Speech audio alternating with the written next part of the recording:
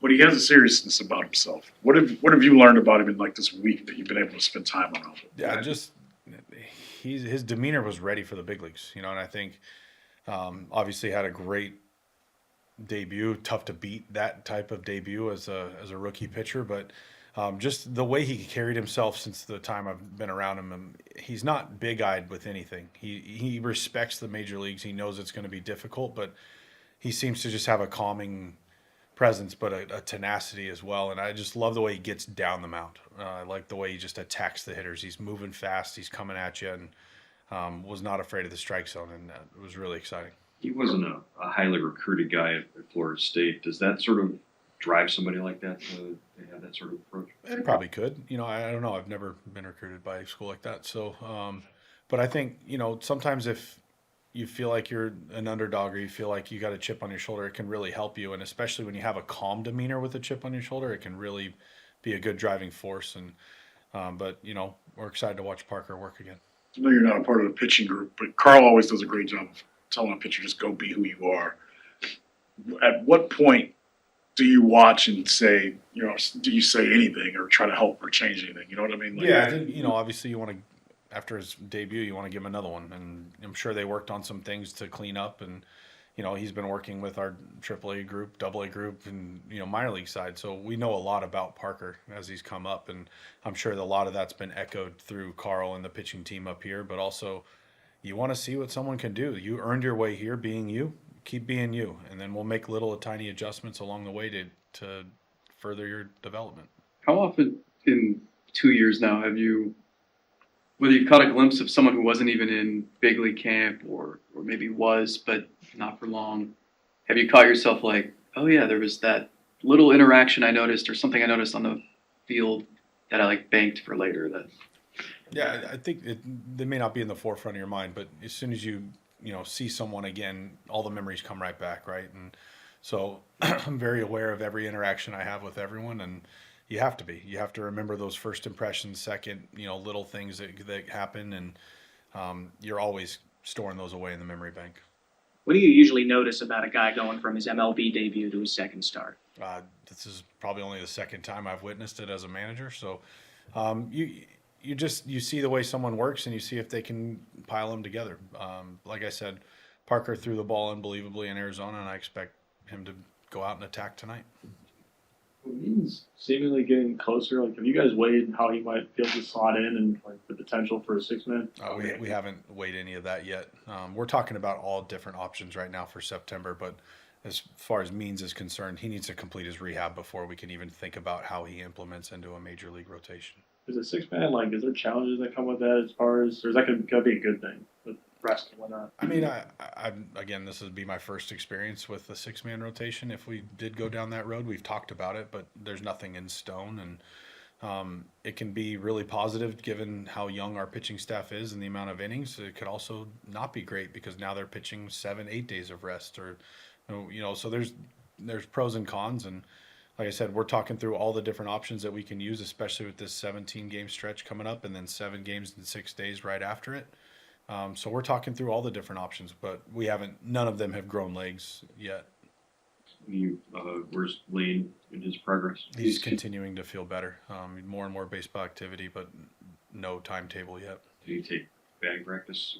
Yeah, he's been taking batting practice on his days where he does, and I think he's started to do some, a lot more running, and he's progressing in his baseball activity. Guy like that making his home debut, probably a lot of extra juice under him. How's that help maybe a game like this to hopefully turn things around? Yeah, I mean, anytime there's something exciting happening, it can help. But, we're every game, every team, doesn't matter who you are, the starting pitcher is going to dictate how the game goes, and Parker's ready for it.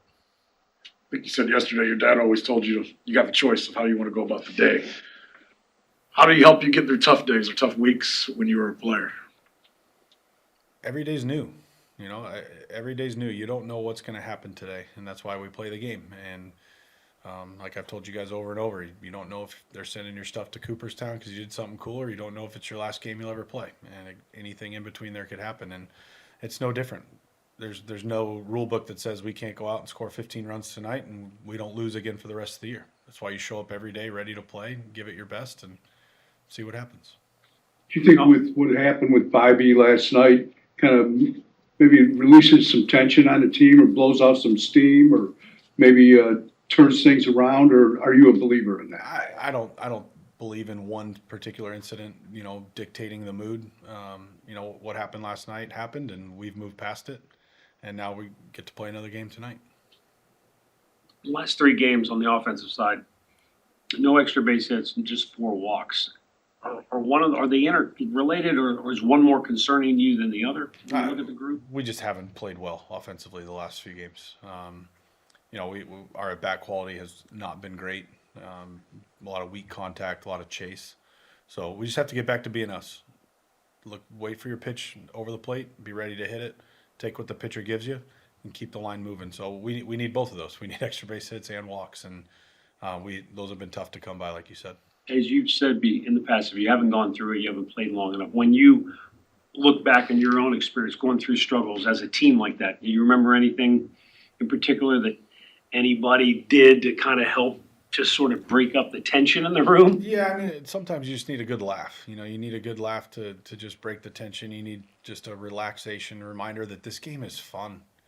And it hasn't been fun the last 10, 11 days. So we haven't been playing well, but guys just need to get back to being themselves, laughing, joking around, having fun, and we still have that. It's not like you walk into the room, there's tension, but everybody just needs to take a step back, relax, and go be yourself. You're not trying to go 4 for 3 tonight. You need to go out and just have good at-bats, pass the baton, play good defense, and we'll turn this around.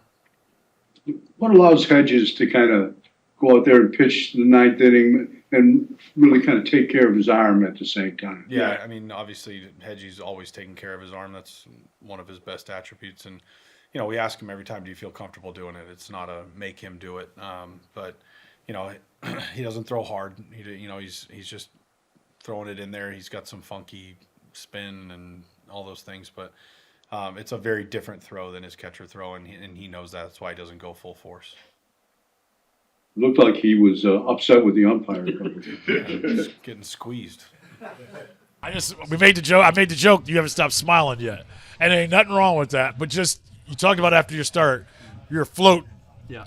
Does it still feel that way? Yes, it does actually. I mean, coming home and seeing how cool the stadium is, how cool the locker room is, all the new, additions. I never got to see the old one, but everyone says, it's just insanely cool in there, and it just feels like a whole nother new debut almost. And I mean, if I can just continue what I did last week and get on that routine and just, try and go deep into the game and give the team a chance to win, that's what I'm going to do. But as long as I can keep that feeling, I'm going to do my best to keep it. Yeah, ride the wave, brother. And I got a feeling, knowing Cleveland, they're going to give you a pretty big round of applause. And you showed something in your first start with all the hoopla and all this other stuff that when it was time to lock in, you locked in. How will you lock in once you walk in there for the first time and get on that mound here? Kind of hear the fans and hear the people chirp in a nice way towards you. No doubt. I mean, I plan to do the same thing that I did in Arizona. It was definitely a little different being away. And I've looked forward my whole career to having my first major league start in front of my home crowd. And I know these are the people that have kind of been keeping up with me and been supporting me. And I'm just excited to see what it's like to throw for this fan base. And hopefully I continue to do what I did. And I want to win some games. That's what I'm here to do. And hopefully we can just get on that track and get hot right here at the end. I saw the highlights from your start last night. I'm sick with this. You'll see. And I marvel at the Gurriel at bats. Yeah. He gets a single on a broken bat, change away that he flips.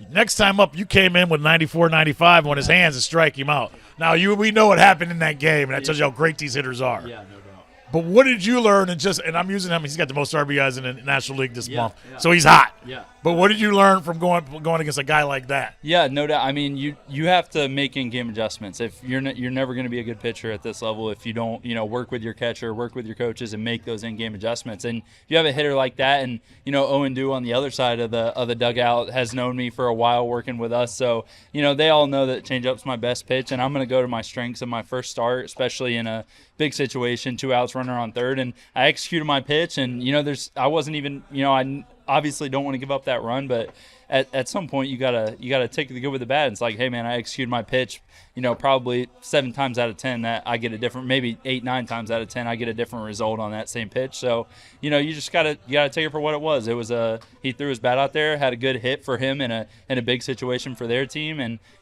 I was able to. I think there was another runner on third in one of those strikeouts, and one at bat I got him on an inside heater, and one at bat I got him on a 3-2 changeup. So I wasn't afraid to go right back to my best pitch. It just had to be in the right time, and when you work with your catchers and coaches, you find the right time to take those shots. I'm glad you just brought something up.